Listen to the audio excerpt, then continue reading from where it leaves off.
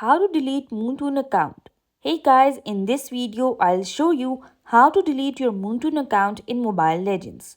If you want to permanently remove your account and its data, just follow these steps carefully. First, open Mobile Legends. Then tap on your profile picture at the top left corner of the screen.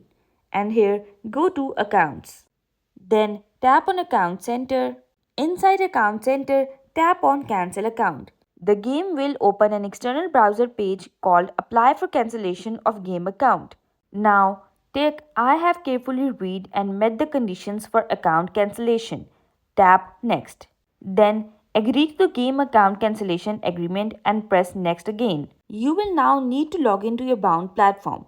Choose Moonton account and enter your email address. Tap Send to receive a verification code. Check your email, enter the code and tap Login. After verification, your cancellation request will be submitted and your account will be scheduled for deletion. Keep in mind this action is permanent and your game progress, skins and purchases cannot be recovered afterward. If this video helped you, do like and subscribe. And if you have any question, leave it in the comment section below.